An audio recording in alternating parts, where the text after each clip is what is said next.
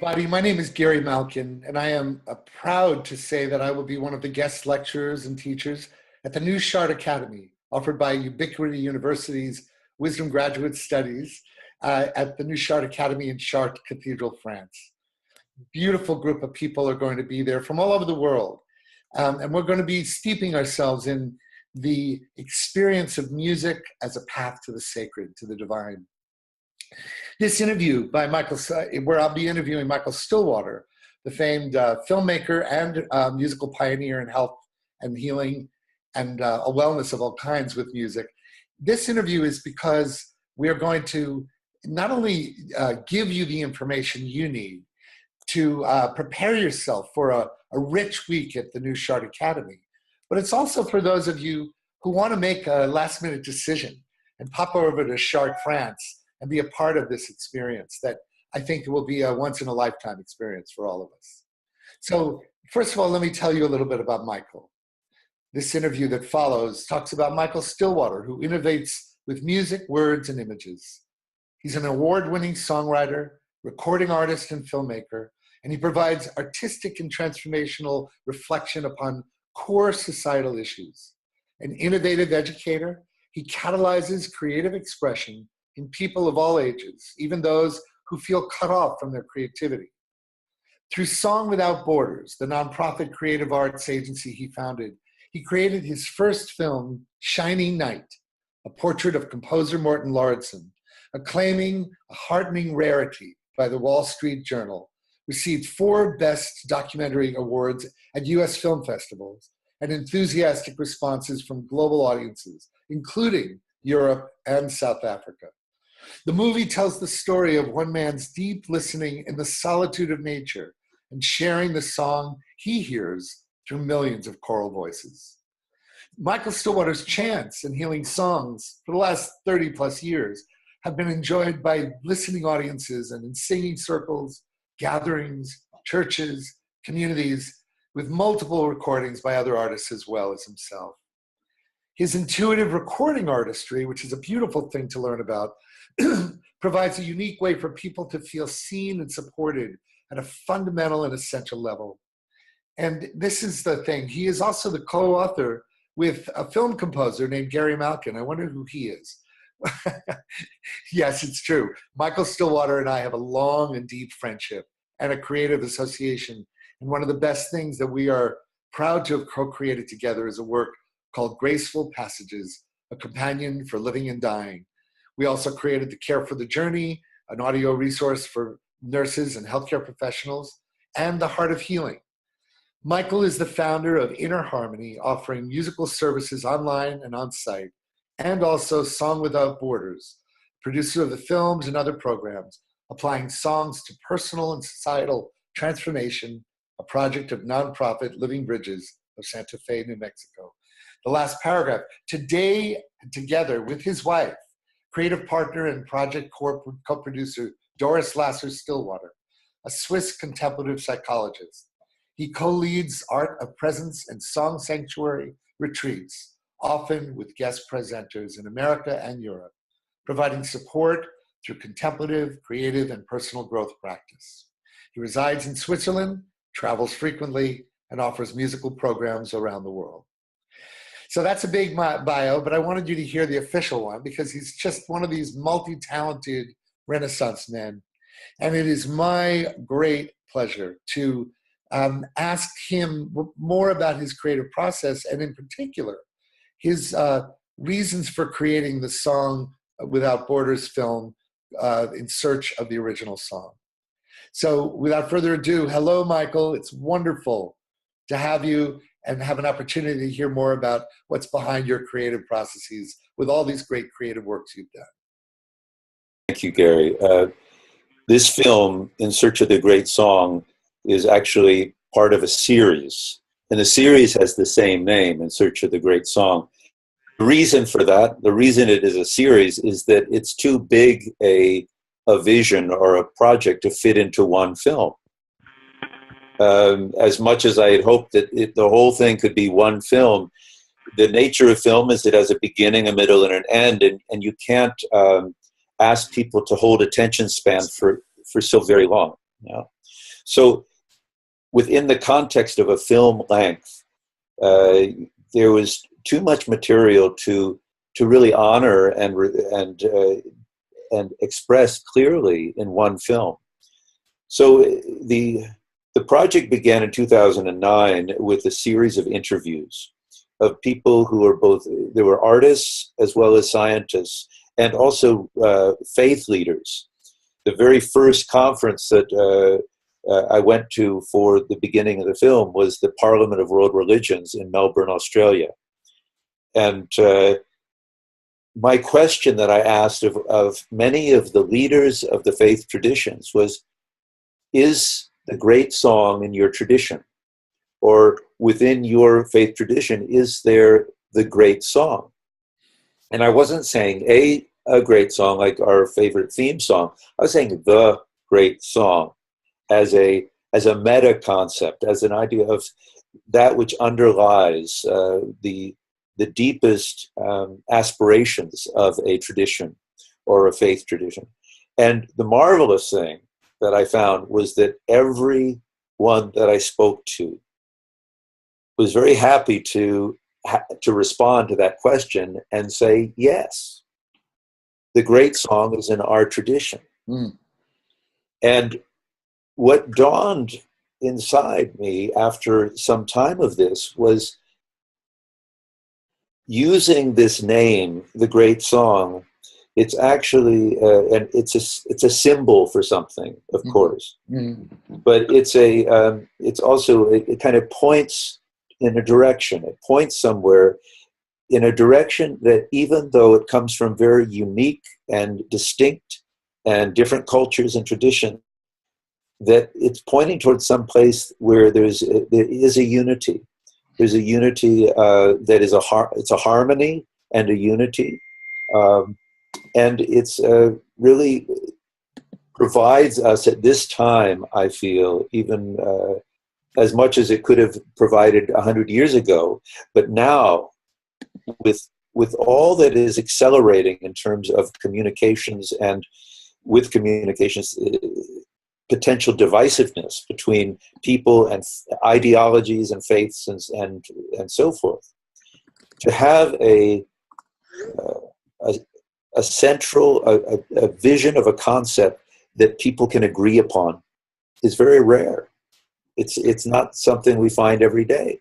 And so this has been what's propelled the project forward, is this idea that there's something that brings us together around this idea of the great song. Mm-hmm. Mm-hmm. Beautiful, beautiful. Well, in a way, this is just another manifestation of your life's work, that because you've always been a unifier through the power of song. So maybe we'll skip around here if you don't mind, and just why don't you tell me a little bit about, because many people might not know about when you started with your work with using spoken music and combining it with inspirational words that actually created a common spirituality through English-speaking chant, right? So, yes. So forgive if I jump around here a little bit, but what was it in your life that drew you to use music and inspirational word that is a common spiritual bond between all human beings? What was it in your life that drew you towards that desire to unify? And because you were really one of the first, aside from the Kirtan movement, which started thousands of years ago, to really bring this together as the power of the spoken word in our culture in English. So I'd like to talk about where did that all start? Where did that all come from? Well, as for many people, I think, who are listening to this interview, it started in the 60s. For many of you who are of the age, something was moving on the planet and through our society that was, we couldn't sometimes put it all into words, but it was moving us deeply, emotionally, and spiritually. And the boxes were falling away. And in the midst of that, I remember the day that I went to my high school with my guitar. This is 1968. And I began playing a chant that I had written. in the hallway of the class, and the kids came out from their classes and were sitting there, and I was singing about reincarnation. So here I was, this chant about how we leave the burning house and go on and so forth. Well, how old were you? This was 16, I think, 16 or 17. And yeah, 16. And the principal came out and took me to the office and sent the kids back. And he sat me down and said, "You can't do this. This is upsetting the natural order of things." And I said to him, "If there's a quicksand that you've fallen into, it's your imperative to get out of it. And so I'm going to leave school today. And thank you so much for all that you've done for me, but I'm going home now." And he said, "You can't do that. That means you'll be a high school dropout." And I said, I know there's a stigma, but I've got to go because my life depends on it. Wow. So I went home, and then my father, who's working on Capitol Hill at the time, comes home. This is the administration. That was the word then. He was part of the administration. And he comes home and says, "Well, Mike, how was your school day?" And I said, "Well, I dropped out today." And his response really helped mold my life, because he could have done many things then. And he said, "Well, what are you going to do with yourself?" And I said, "Well, it's guitar. That's what I want to do, is play my guitar." He says, "Well, we're going to find you the best teacher in Washington, and you're going to practice and practice and practice." So that's kind of an early memory I have of what was setting me on a course. And what happened in the next months is I discovered, I was in Washington, D.C., and I discovered there was a high school in California that was an experimental school where the kids, Buckminster Fuller was designing the geodesic domes for the kids to live in. Wavy Gravy would come on through, and it was this another world completely. John, what was it? It was the time of, there was Alan Watts, there was anyway, it was 1970 that I moved out there. Wow. And they had me teach guitar to the kids, so it helped my tuition. So I was teaching guitar, and also going to yoga classes. There's yoga, and in the midst of all that, I realized that there's something here that is calling me. It's the direction I want to go in. And it combined yoga and a spirituality that was a very meditative spirituality with music. And that continued in many different forms and in different ways throughout my life. I remember one moment a few years later when I was living in Oregon and Eugene, and doing a yoga house, and really feeling this desire to go to India and go to the Himalayas and be in a cave. And just then the radio plays and comes on "My Sweet Lord" by George Harrison. And when I heard that song, and wow, suddenly it dawned on me that I don't need to go to a cave in India, that right where I am, music can change lives. Mm-hmm.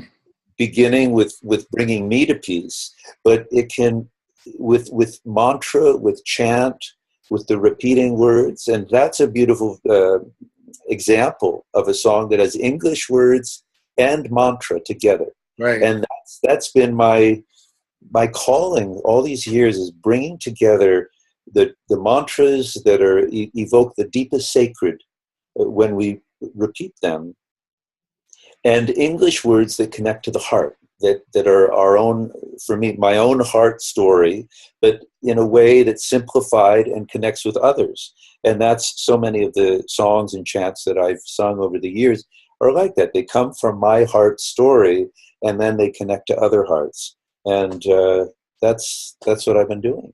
It's beautiful, Michael. After all these years of knowing you, I've never known that story specifically about how your father responded.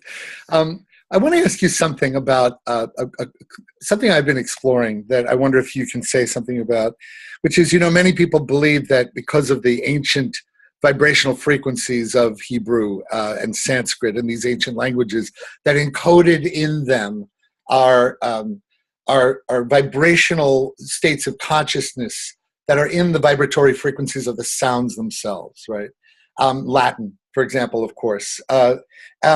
And what I've been saying in the work that I've been doing that really came a lot out of the work with you when we were performing to chant together was that a beautiful way to compensate for not having ancient language like Hebrew, Latin, or Sanskrit would be to do the yoga of connecting your intention, this pure experience of your heart's intention, and connect it to the voice.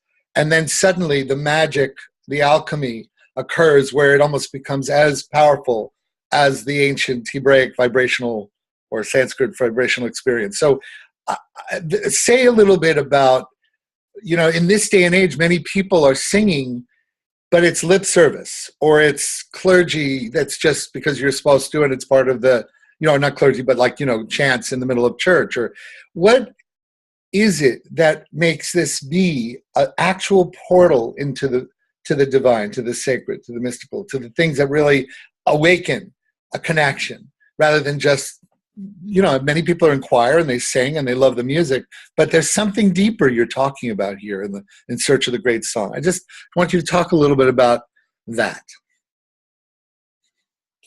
Well, I am certainly not an expert in terms of languages and the potencies of certain syllables and sounds. That hasn't been my study. And I find it very interesting, but it's not been my path. As I mentioned earlier, my path has been more of the heart, and as you use the word intention. So it's the intention of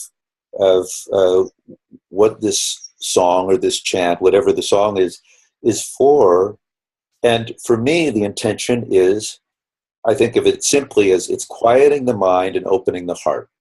And if that happens, then it's a natural connection between mind and heart, or we could even call it the big mind. It's the big mind is happening, or the heart mind. I mean, all these different words we use for trying to convey something that's really beyond words.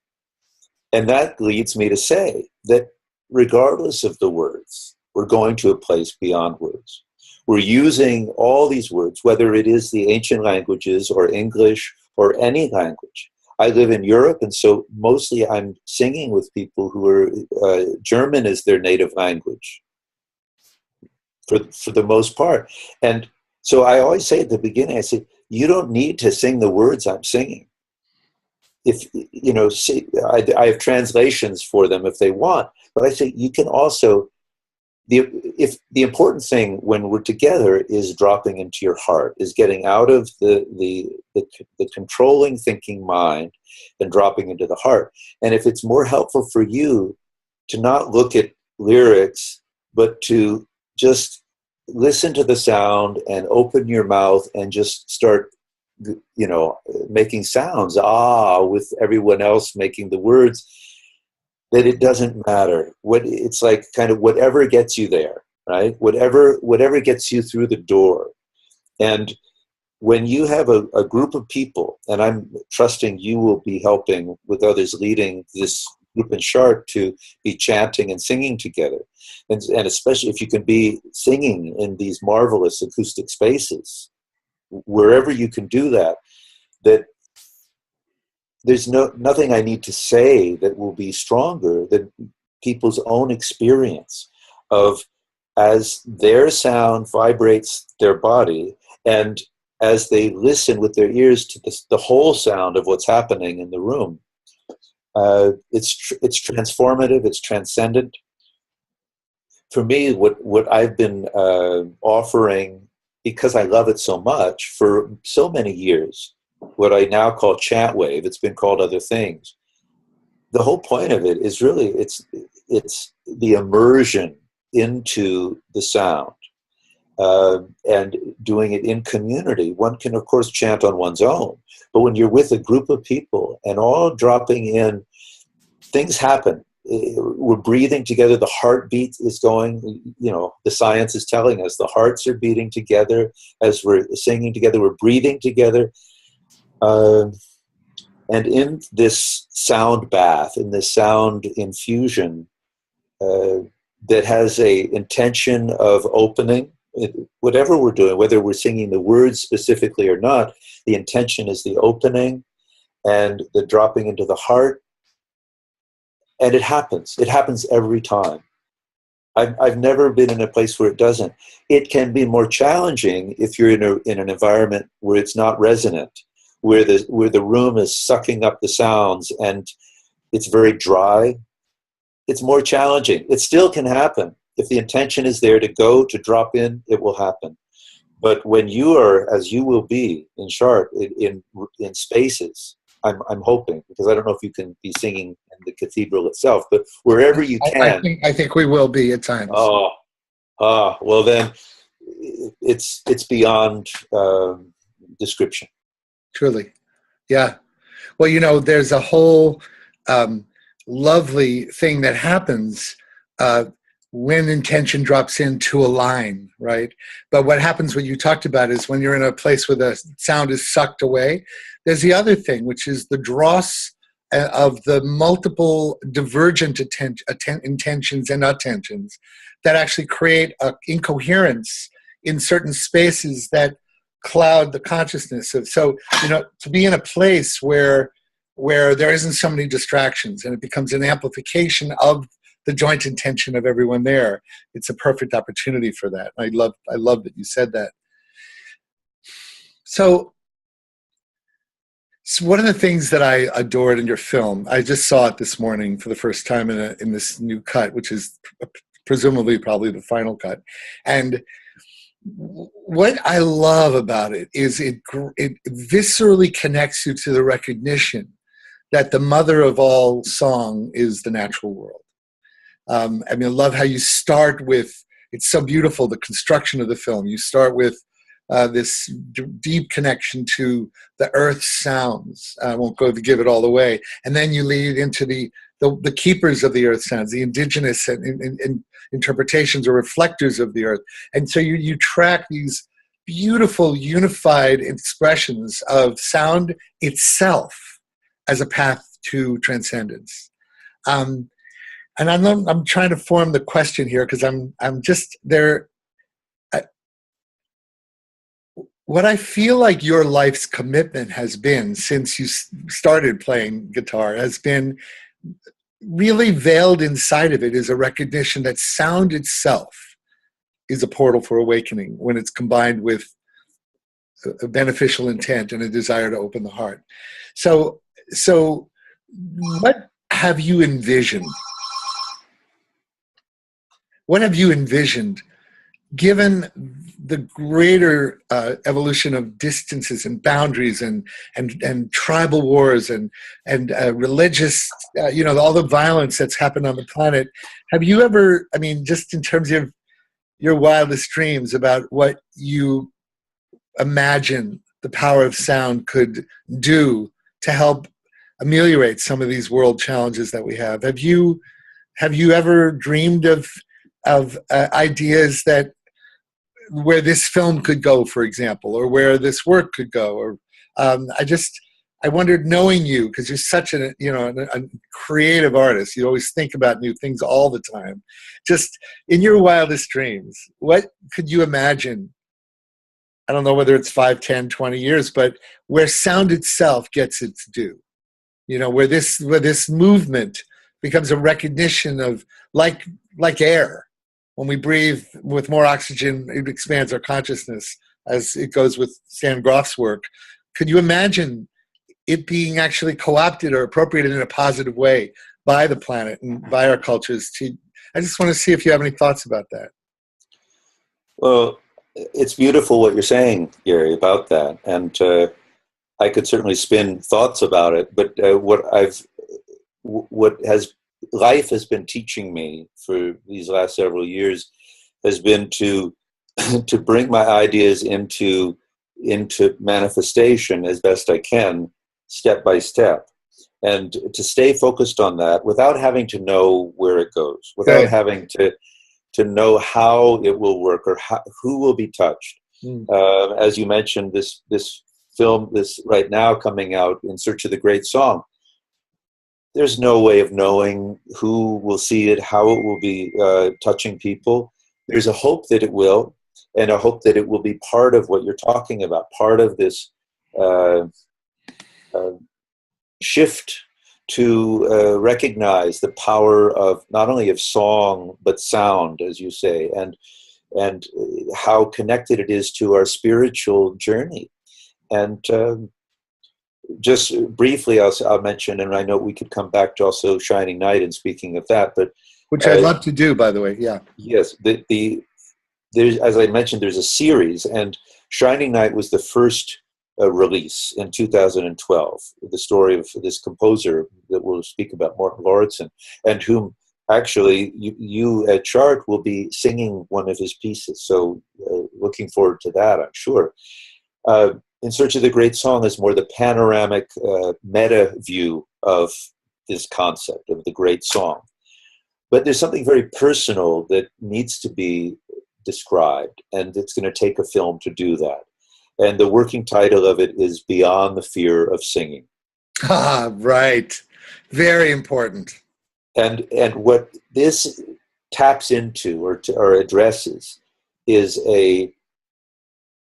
we could almost call it universal, because it's all over the world, certainly. Right. Of course, the world isn't the universe, but it's in every culture now that there's a connected with media showing us, or a very high caliber of artistry in recording studios, what can be done and how good things can sound. The better it sounds, then the worse we can sound if we're not trained in that way.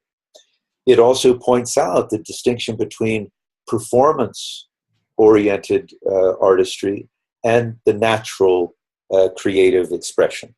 So these two pathways, they're not opposite.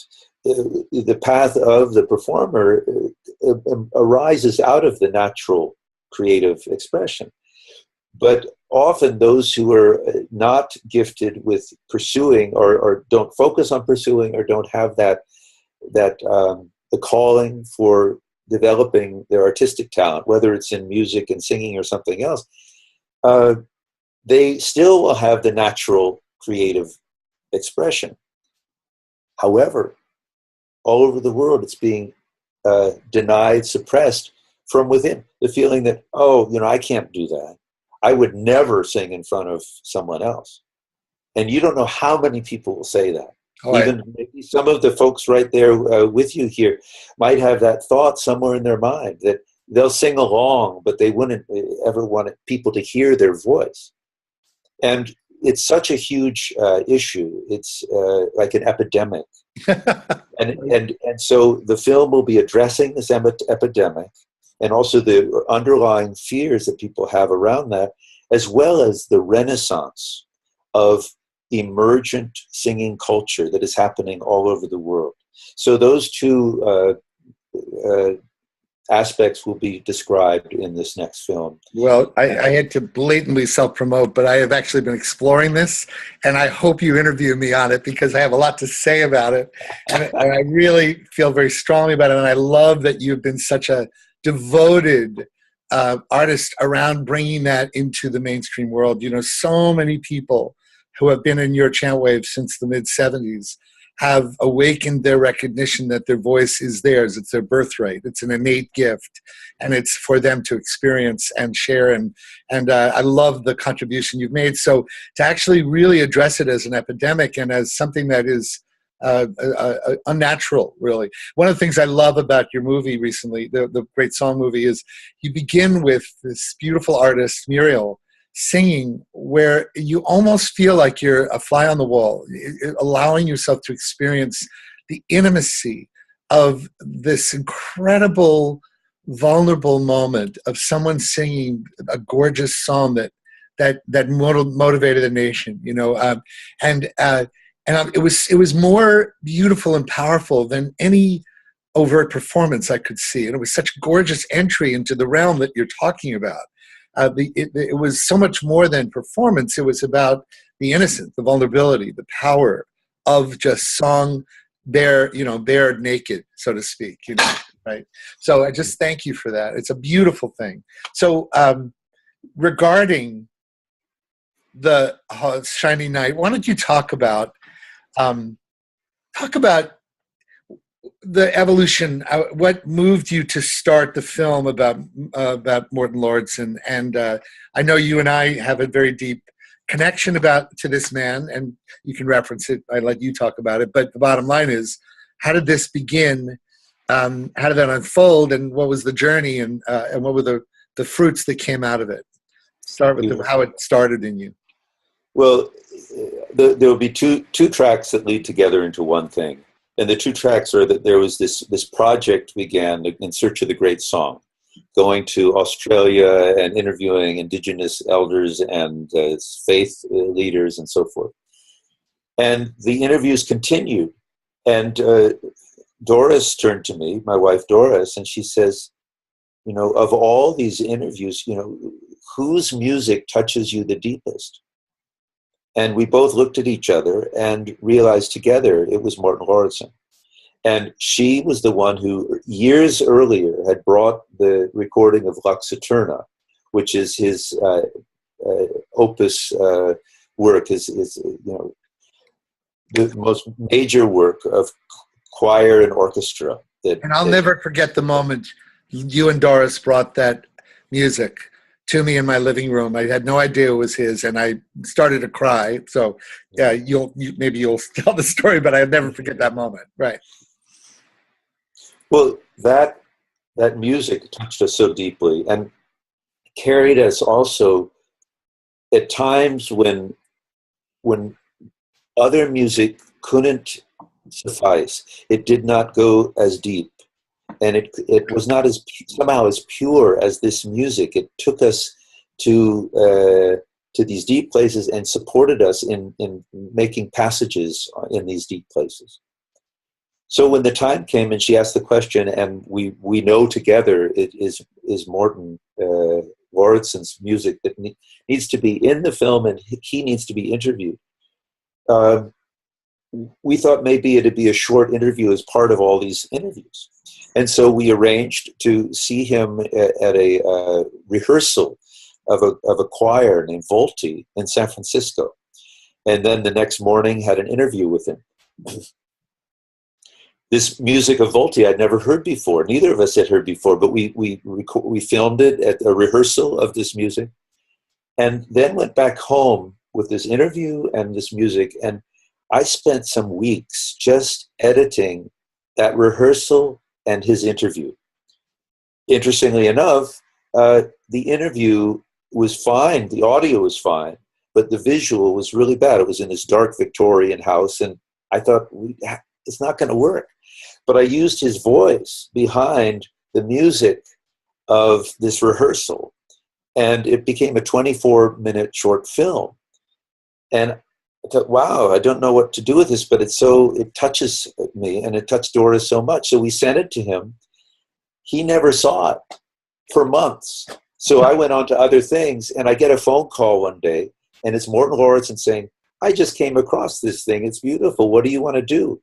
And I said, well, you're speaking about Lux Eterna, but the music in this film is your other pieces.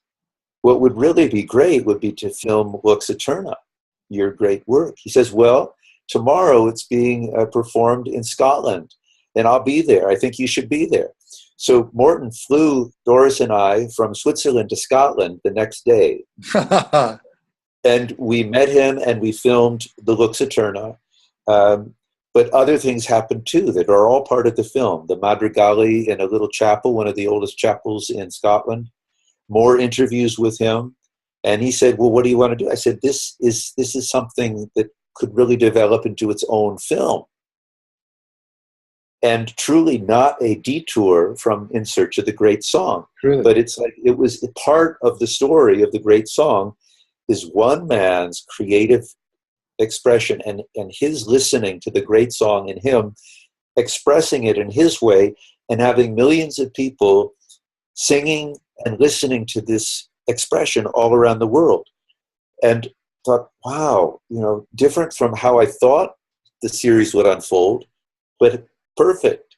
And Doris and I together, we filmed, we edited, we worked together for what became a 2-year project that then took 2 more years in unfolding around the world with choirs, hosting it at festivals and so forth. And it was just this last summer that we got back to In Search of the Great Song, the original idea, and had all this footage put together and brought it together. And now it's hopefully you all will have a chance to see it as well. That's fantastic. You know, one of the beautiful things is that that by setting the series into such a nobility with the likes of Morton and all the awards it received, and justified, I have to say, is that it's in a way, however you want to describe it, it was created so that now there's a massive audience that might not ever go to a more spiritual application to the indigenous music, the sounds, the songs, but now it broadens and unifies your world and links it together, the world that you devoted your last 30 years to the very beautiful choral world, and suddenly it's one world, right? And I just think it's really beautiful. And so that brings us to this beautiful purpose of the New Chart Academy, which, you know, I don't know if you know this, but it's about each year is about the 7 liberal arts. So the first 3 apparently correspond to the first 3 chakras. The top 3 are also corresponding to the 7 chakras, and then the 4th one is musica. And all the top 3, the bottom 3 are all involving either science or words, right? The top ones are astronomy. I forget what the top 3 are. I should know them right now. But the beauty of the fact is that the 4th is the one that is about the Pythagorean understanding of sound, right? So one of the things that I've been talking about with Jim Garrison, the founder, president of the university, is that this isn't really just for musicians. It's not just about music, but it's about understanding music as a metaphor, as you use the great song as a metaphor for the realm of vibration, frequency, and sound, you know, as Indians call it, Nada Brahma. So it's just perfect that these 2 films that you have created are what I would call required curriculum for the course members of this course, because infused in the making of these movies it is a man who's devoted 40 years of his life to using the portal of music and sound, as a path to the divine. You introduced me to this personally in 1976 when I met you. And so first of all, I just want to acknowledge what a massive contribution you've made to bridging a way that people can understand sound and music and chanting and as a path to the sacred. I just really, you're one of the people that has done such service to all of us in making that happen. And you and Doris Lasser Stillwater have just committed yourself to this in such a beautiful way. And I believe it's one of the languages and portals through which we will thrive as a planet if we devote ourselves to it with the kind of fervor and rigor that you have, or at least receive it as the gift you have. So we have a few more minutes. We have about 10 more minutes. So I just want to go into what else I just wanted to acknowledge you there. Yeah. Beautiful. Thank you so much, Gary. That's very touching hearing you say that. I mean it. There's 2 things that I would like to communicate to the group here.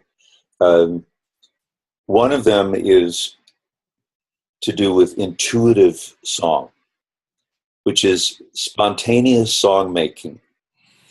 And it's something that the little children all over the world are doing all the time. They're making up songs. I think everyone has seen that happen.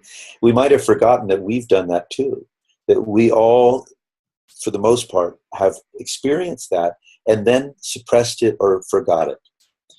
What I've been, a part of my work with song and music and connecting to the heart has been to reintroduce people to that process of spontaneous song making as a pathway to the heart, to healing, to releasing judgment, to feeling connected to each other. Since most of the shutting down happened in relationship, of feeling criticized or judged by someone else around our voice and our songmaker, so the path back to the reconciliation path towards opening is with someone else as well. So it's a way, it's one way. There's many ways, but this is one way, very powerful way for opening and reconnecting and healing is to allow the spontaneous songmaker to come forth. So that's one of the things I wanted to say. And if I may want to say that, also the workshop you developed you call it Song Sanctuary. Song Sanctuary. Well, also when people pair off and they allow themselves to improvise, right, and just come up with just the act of revealing your willingness to be vulnerable with your where it's not about perfection, it's about revealing. It's about is a portal into our shame that started so long ago of just being ourselves, right? Yes. So it's a beautiful portal for healing, and that work is gorgeous. Go on, continue. Also, just in case anyone wants to play with that, even without a workshop, what I use is just musical tracks that are harmonic and rhythmic, and allow someone to relax into it and just play with it. So the song sourcing method is what it's called. So anybody can look that up on my website, download tracks, get to play with it, because it's fun, and it's something, if anyone in this group is a facilitator of people, whether you're a musician or not, it doesn't matter. This is something you can facilitate as a non-musician and create community with this. Certainly you can help people open their hearts. So that was one thing I wanted to talk about, the intuitive and song sourcing. And the other goes with that, which is using the film for community. So if anybody in this group has circles or networks of people where you live, or even you're in a community like a town where you would like to help instigate community or invite community to flower in new ways, I would say the film In Search of the Great Song offers this opportunity. Shining Night does in its own way, but it is more, because of the choral music focus, it will be more, it's a different tonality than In Search of the Great Song. In Search of the Great Song is a conversation starter around the question, what is the great song for you? And so the idea of being able to share this film and then just have people talk about what that is. And remember, it doesn't have to be singing. The great song can come out in so many ways, whatever the creative expression is. And to allow that to be part of your community's unfolding. That's my invitation to you. Beautiful. Well, this isn't official because I need to talk to Karen, the curriculum creator, Karen Rivers, but my sense is that giving them an opportunity to see the great song beforehand as a special gift from you, as a streaming for a limited time only, as preparation, would be a phenomenal way to begin this. And then what I would like to do is use Shining Night to share at the event, because we're in the Mother Church, right? And we're singing Magnum Mysterium. So I think the opportunity to really steep ourselves not only in the process and the roots of Martin Lauritsen's music, which is the island he lives on, but to also tune ourselves to that vibrational frequency. It is such a powerful a path to the divine, and using his way of approaching it, and then it'll help us with our performance or our experience with Magnum Mysterium. So I'm going to propose that. Who knows if we can pull that off, but I'm going to work on that. And it's almost like the film Shining Night is an induction in itself of beauty as a tool for transforming. The beauty is so remarkable, the images you've filmed and Morton's music, that it becomes transformative just because of the beauty, like John O'Donohue talks about beauty as a path to transformation. So I just, that's what I'm going to recommend as we go through this at Chart. I think it would be nice for you to talk about your journey with Graceful Passages, so that anyone who doesn't know of the body of your work, just so they can understand that part of your journey, because that's a big part of who you are. And it could seem self-serving because it's obviously our project, but I haven't heard you talk about it in a long time. And just perhaps, we only have about 6 minutes left. So before we say our closing comments, just how does Graceful Passages fit into your picture of your life at this time now, 15 years after its release? Well, I'd like to use this as an opportunity also to acknowledge you and your music, Gary, and how deeply that has touched me. Um, Going back, it was in the early 1990s when I was working in hospice, and I met you in 1978. Eight. Sorry. Yeah. 77. Something like that. Yeah, around there. Yeah, around there. And we were young. So, yes, but it was always, your music was very strong for me and important and inspiring. But what was happening when in hospice was this feeling more and more. I was basically with my guitar, I would sit at the bedside and allow a new song to come through for the dying person and their family. And I'd go, one day I'd be in a nursing home or a hospital, and then I'd be in a trailer park or a mansion. I was just sent by the hospice all over. And we'd record these songs, and I'd leave the recording for the family. And one thing I noticed was that it seemed to have more import for the family. For the person who was dying, it's like their inner music was already playing. But for the ones who were sitting around, the music was giving them a spaciousness to breathe in and feel their feelings.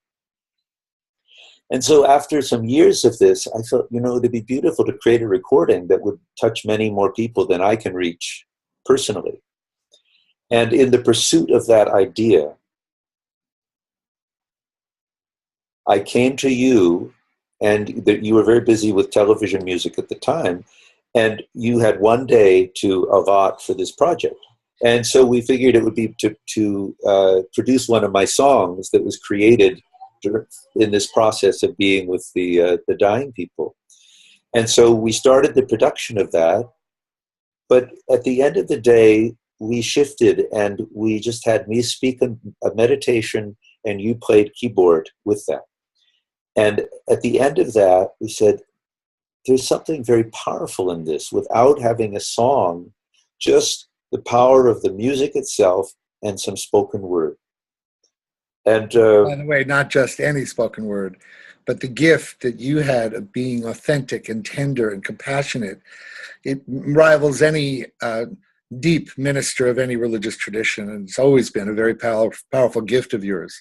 The combination of those things was what was truly alchemical. Mm-hmm. Thank you.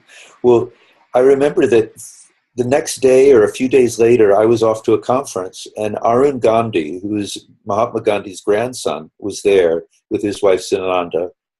And I remember going into their hotel room asking, is it okay, would they say a few words? If they had 5 minutes with someone who was dying, what would they say?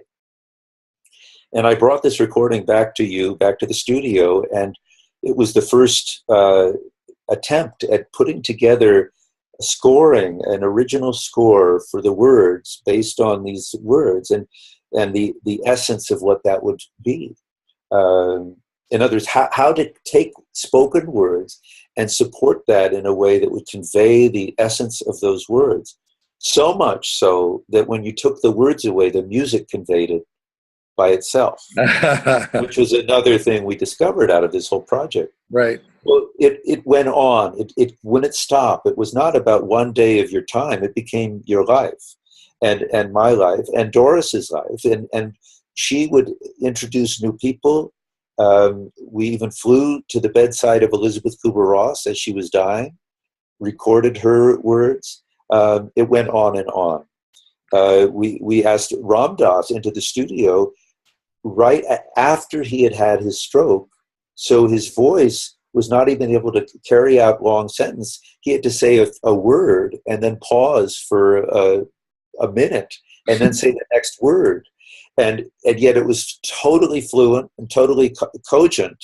And so by taking the space out between the words, it sounded there was this flowing speaking. So many experiences happened as in the process of creating Graceful Passages. And the outcome of it was in its publishing and reaching out to the world is it's helped so many people both in America and elsewhere, in the times of dying, when words are not enough, when we don't know what to say, putting on the music by itself or these music with messages has helped create a peacefulness that may not otherwise have been experienced. Truly. So we both have received so many thank yous and, acknowledgments of this work. But we also realized after some, in the process of that it wasn't just for those who were dying. It became extremely significant for those who were dealing with grief or a loss in the past. It could be even that listening to this music brought up a memory of a loss that they thought wasn't even, present anymore. Right. And thirdly, and perhaps most intrinsically, and of course, I think important to those who are in this group, is the purpose of Graceful became a spiritual tool for all of us on the journey of living each day, knowing that death will come at some point, but not having to be morbid about that, but just to be fully present, and that it is a tool for that. And the next works we did, Care for the Journey, in a different context of having healthcare professionals speak to others in the healthcare world, has done the same thing in that context of just helping create a peaceful way to receive a message that without the music, it goes in sometimes and goes out. It doesn't retain. It's a way of retaining these messages that are so important and heartful. And so this approach to words and music that was developed from Graceful Passages and then onwards into the Care for the Journey work has created resources that are really helpful still. And now it's been 10, 15 years since these works were published, and they still are touching people's lives. So I want to thank you for your part in seeing the vision with me, and then Doris joining in, and we saw this vision and stayed with it. It was difficult, it was expensive, it would cost our whole lives to pour into it.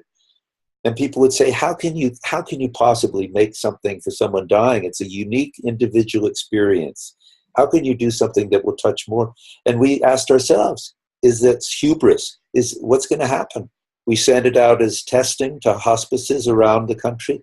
The reports kept coming back, keep going. This is working. This is good. So we found that it served beyond, our vision was true to something that was bigger than us, and we stayed with it. So I want to thank you for that. And it's such a beautiful gift to hear you talk about it, because I haven't heard you talk about it for quite some time. And I just want to take this, will be the first of many opportunities, hopefully, for me to acknowledge something, because I had a realization only just a few days ago that recognized that that Doris, although the Graceful Passages and Care for the Journey was dedicated a lot to Doris Lesser Stillwater, what I realized was that, and there's really difficult ways to acknowledge this publicly, but that Doris was the mother of the Graceful Passages project. And in the metaphor holds up really beautifully, because she had incredible relationships with extraordinary individuals on the planet. She was herself respected as one of the leading spiritual guides in Zurich. And she was the one that, as a mother, held space for the two of us with these visions of working and creating and sourcing and inventing. But without Doris as a quality, excellent quality control, and without, let's face it, Doris's commitment to the spiritual path of being authentic, to, with her work in meditation, it was just this way of anchoring something in such a deep, deep commitment to, may this serve, may this add, may this benefit, may this bring people deeper to a deeper connection to their heart and souls. And certainly you were a big part of that, but Doris was holding us both as the mother of the project. And for those of you who have never heard of it, I want you to know, 15 years later, it's almost like a child becomes 15 years old and starts appreciating his mother finally. So I, for one, am just more appreciative of what Doris's contribution has been than I've ever been. And thank you, Doris, for being such an incredible force in Michael's life and in my life at the time when we created Graceful. the last words, because I realize we started at 10 after, so I can just go. I just want to say to all those people, not just at Chartres Cathedral's Musica program, but to anyone who wants to start taking steps to using music and sound and chanting and whatever, all the, the whole realm of music as a path to the sacred. What would you like to say to the people who are looking at this now as an invitation to take steps into this idea of music as a path to the sacred? What would your last words of contribution to the people that are listening to this or looking at this interview? Well, I think that what is with us always is our listening capacity and our heart. And if we just allow ourselves to listen for the music which touches our heart, whether we're making the music or not, just the listening is the first step, just listening to that music and to allow it to move us, to allow it to open us, that process, it will guide us. The very listening will guide us. And if we feel moved at some point to come out with our own voice or our own musical expression in whatever way, then that process, once it begins, it will be guiding us too. So, and now the words I use are, as you know from this film, it's the great song. The great song lives in us, and it is guiding us, it's motivating us, it's moving us both in our listening. What we're listening for is the great song. When it comes in, when it resonates so deeply and we feel so moved, it is the great song that is vibrating. And then it wants to express. And so as we open and let it come out, it begins by healing us. And then step by step, it can be touching others. So that's what I want to say. Thank you. Michael, how can people reach you and learn more about your work and obtain your products? Please let them know so that we can give them the opportunity to experience the vast volume of beautiful contributions you've made. Thank you. Well, if there's one thing, one site to go to would be Inner Harmony, innerharmony.com. Inner Harmony, because from that you can go out to the other sites. There's Song Without Borders is the film site, and you can link to that from Inner Harmony. I have a photography site. I do landscape photography here in Switzerland, and it's a joy. It's this whole opening thing, and so there's a site for that you can go to. But one thing on this site, Inner Harmony, you can listen to lots of music. You don't have to buy anything to listen. You can watch trailers of films. Just, relax and let it bathe in the sound. And do you still offer song portraits for commission? I do. It's when someone asks for that, it's something I do is create spontaneous songs over Skype and record them. And the person has these recordings of songs that are somehow helping them to connect to the great song in them. And I just want to make a personal endorsement. If you have a loved one, an anniversary, a birthday, Michael's gift is so extraordinary. He'll tune in intuitively and create a song on the spot based on a theme or a tribute. And it's a keepsake that you'll have for the rest of your life. And I can't tell you how highly I recommend it. I've personally benefited from it over the years, and everyone that has had it holds it very, very dear in their treasure chest of experiences. So, Michael, what a beautiful opportunity for us to hang out together. I'm so excited about this new film, and I really wish you all the best for it. May it be seen. I will be a participant and sending word about it to everyone I know.